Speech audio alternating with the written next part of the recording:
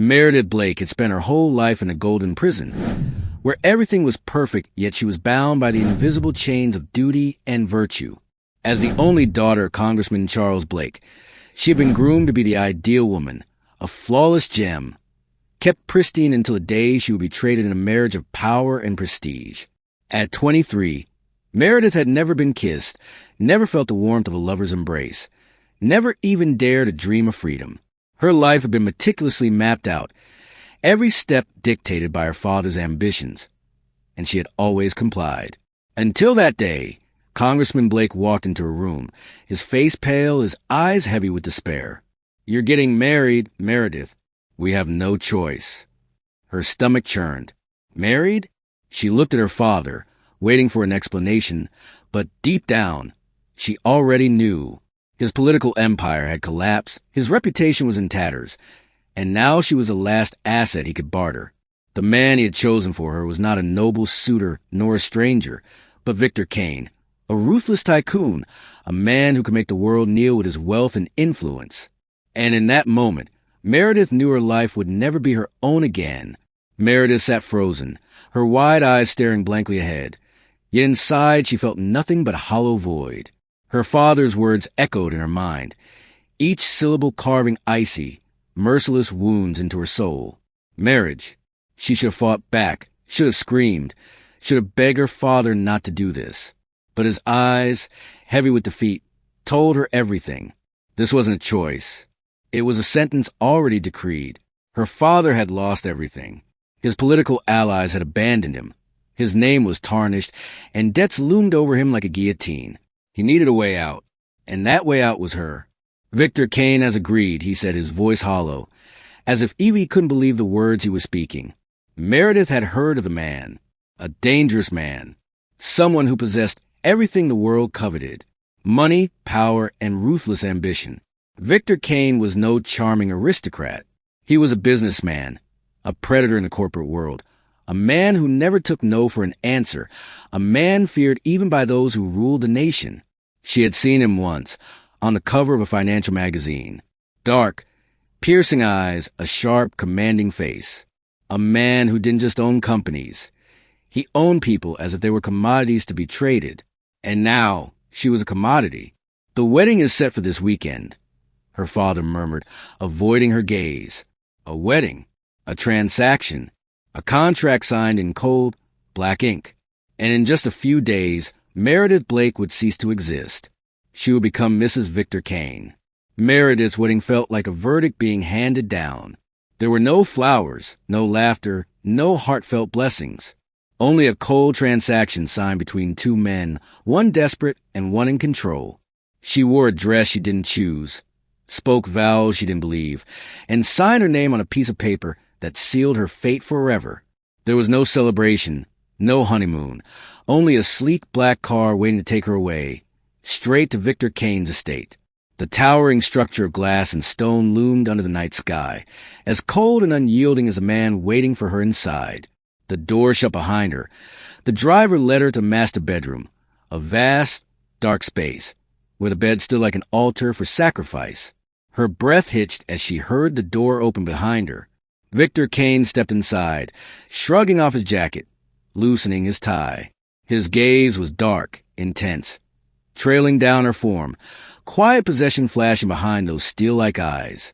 "Did you really think you'd sleep alone tonight?" His voice was low, edged with danger, cutting through the silence like a blade. Meredith instinctively stepped back, but her spine met the cold, unyielding wall. Victor moved forward, slow and deliberate, like a predator toying with his prey. "You're my wife, Meredith," he said, his head tilting slightly, eyes sharp and calculating.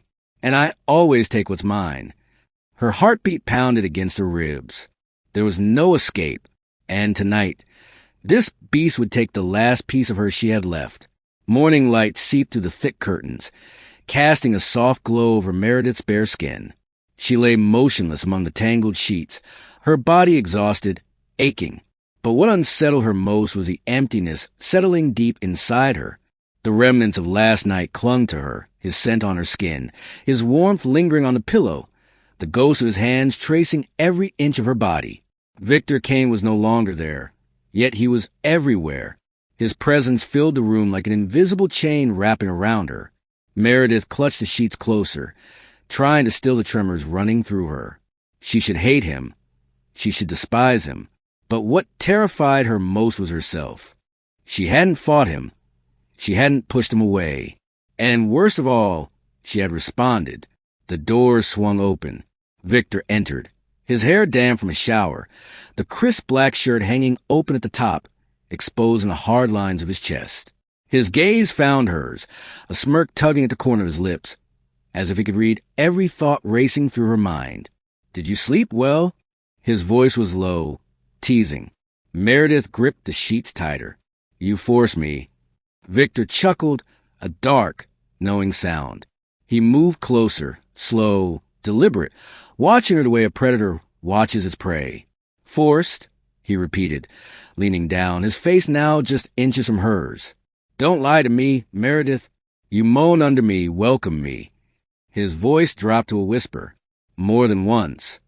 Her breath hitched. She wanted to deny it, wanted to push him away. But the most terrifying truth of all was that she couldn't. The days that followed passed in a reality Meredith had never imagined. Victor was not just a man who had taken her on their wedding night, but also the man who surrounded her with a terrifying kind of tenderness. He never let her out of his reach, not as a tyrant, but as a man who was afraid of losing the woman he loved. His touch was no longer about possession, but something far more dangerous, as if without her, he wouldn't know how to breathe. His arms pulled her close every night, holding her as if she was the only thing anchoring him to this world. And Meredith could no longer deny that she felt it too. It was in the way he placed a cup of tea, exactly the way she liked it every morning.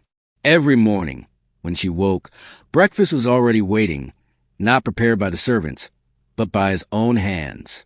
A cup of tea, brewed just the way she liked, toast perfectly crisp, fruit sliced with meticulous care, as if he had memorized her preferences long ago. "You made this yourself?" she asked one morning, surprised as she stared at the plate in front of her. Victor simply shrugged, pride flickering in his dark eyes. "You're my wife. Who else would take better care of you?" He never needed to say, "I love you," because it was there in every gesture. When she walked to the garden, he watched from a distance, always ready to shield her when the wind picked up. When she was tired, he pulled her into his lap, massaging her feet, pressing a silent kiss against her forehead. Meredith had once thought Victor only knew how to take, but the night she fell ill, he stayed awake beside her, pressing cool cloths to her burning skin, holding her as if her smallest pain could destroy him. She should hate him. She should want to run. But as she lay in his arms during the long nights, Meredith knew there was no going back. Victor Kane had claimed her body that first night. But the most terrifying thing of all was that he was slowly claiming her heart as well. That morning, Meredith had barely taken a sip of her tea when the dining room doors swung open. The butler entered, his face grave. "Sir, there's a call. Your lawyer says it's urgent." Victor set his coffee down, eyes darkening as he reached for phone. Meredith could feel the tension rolling off him in waves. She couldn't hear the full conversation, but the clipped words she caught sent a chill through her. "What the hell is he doing?" His voice turned sharp. "No, absolutely not." When the call ended, he tossed the phone onto the table, his expression unreadable. "Your father wants you back." Meredith froze. "Isn't our contract enough to keep me here?" Meredith's voice was quiet, but the worry was unmistakable. Victor let out a cold laugh. "Blake thinks he can use lawyers to take you from me. He forgets. You're not his anymore." Before she could respond, he stood and pulled her with him. "We're going to see him. Now." The glass skyscraper where her father waited loomed over them, imposing and sterile. Inside the boardroom, Congressman Charles Blake rose to his feet the moment they entered. He looked thinner than before, but his gaze was still sharp, still commanding. "Meredith, you don't have to endure this. Come home with me." Victor's grip on her waist tightened, his voice cold as steel. "She's not going anywhere." Her father met Victor's gaze head on. "This contract can be undone. I will fight until it is." Victor only smirked, tugging Meredith closer. "She's not some possession for you to reclaim." Then he bent down, murmuring into her ear, Tell him, Meredith. She took a deep breath. Under her father's expectant stare, she spoke slowly but firmly. Both men turned to look at her, but she didn't meet their eyes. She focused only on her own breathing, her own decision. She turned to her father, her voice calm but firm. You can't use me as a trade anymore. Then she faced Victor, pain flickering in her gaze but no longer fear. And neither can you. Silence filled the room. Meredith turned away, stepping toward the door. No one stopped her, and for the first time in a long while, she felt free. Victor had searched everywhere. He knew Meredith couldn't have gone too far. Then he remembered. One evening, she had once told him about a place she always went when she felt lost. A lavender field just outside the city. When he arrived, the world felt different. The golden hues of the setting sun bathed the lavender field in a surreal glow, but his eyes found only her standing there, lost in thought, the breeze lifting strands of her hair. Meredith looked almost untouchable, like a dream he was afraid to wake from.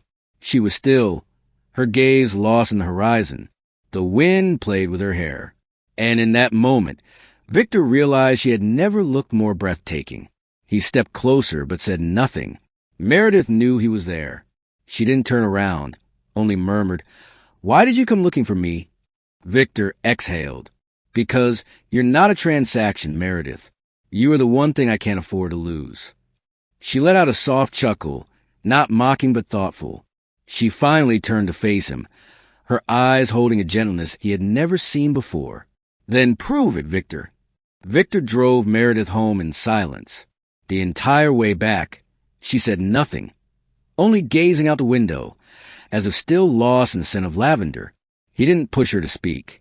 He was afraid that if he did, she would slip away again. When the car stopped in front of the estate, Meredith stepped out. But instead of heading inside, she hesitated at the entrance. "Do you think bringing me back means you get to keep me?" Her voice was soft, almost distant. Victor's fists clenched. He knew that if he didn't act now, he would lose her. Without hesitation, he dropped to his knees right there, on the doorstep of their home, at her feet. Meredith froze. "Don't leave!" His voice was low, raw with desperation. "I don't know how to love you the way you deserve, but I know I can't exist without you." The man who had always stood above everyone else, the man who had never bowed to anyone, was now on his knees before her, as if losing her meant losing everything. Meredith looked down at him, meeting his pleading gaze, but she didn't answer right away. She had once been controlled, once been forced to stay, but this time she wanted him to understand that love was not about possession. She knelt down beside him, her fingers brushing against his face, her voice gentle but firm. "If you truly want me, Victor, then prove it. Not with words, not with possession, but with the way you choose to love me." As she spoke, something inside her shifted.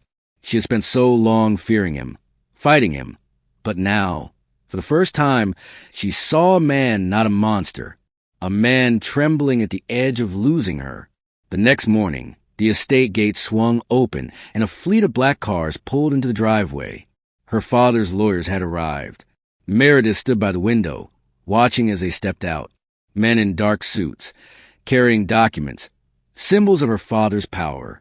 Victor stood beside her, his body tense, his gaze dark and unreadable. "He really thinks he can take you from me?" His voice was low, dangerously cold. Meredith said nothing.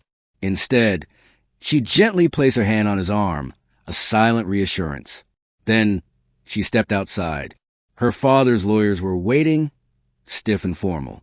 "Meredith, come with us. This contract can be undone. Your father has arranged everything to bring you home." She looked at them, then back at Victor, the man who had once forced her into his world, yet now stood waiting, uncertain, afraid. Meredith took a slow, deep breath before stepping beside Victor. She met the lawyer's eyes, her voice calm yet resolute. "I choose to stay." Silence. The lawyers exchanged glances, then turned and left without another word. The estate gates closed behind them. Victor didn't wait. He pulled Meredith into his arms, kissing her, not like a man claiming possession, but like a man who had fallen irrevocably in love. They were no longer hunter and prey. They were two souls melting into each other with a love that was finally real. 1 month later, Meredith was sitting in the small garden behind the estate. When a car pulled up at the gate, she lifted her head, her heart tightening as she saw her father step out. He looked older. His hair had more gray. His eyes no longer held the pride they once did. Instead, there was only deep regret. She stood, waiting as he approached. "Meredith," his voice wavered. "I was wrong." She didn't speak, allowing him to continue. "I treated you like a pawn. I forced you into this marriage without thinking about your happiness. But do you know," he took a shaky breath, "for the past month, I've wondered if I even deserve to call myself your father anymore."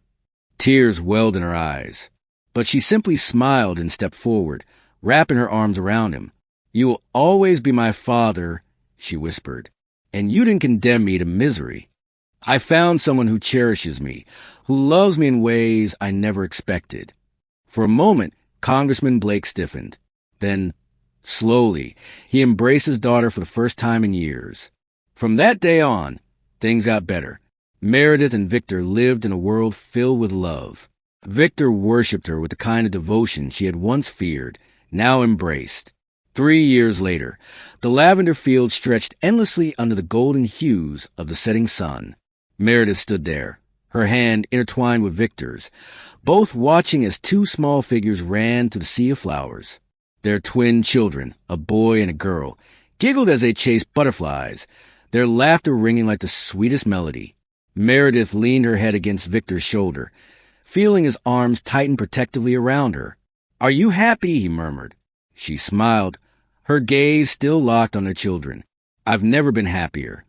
The soft breeze carried the scent of lavender, mingling with the laughter of their little ones. From an unwanted marriage, from a relationship once built on obsession and control, they had found something real, love, unwavering and true. And this was the happiest ending they could have ever wished for.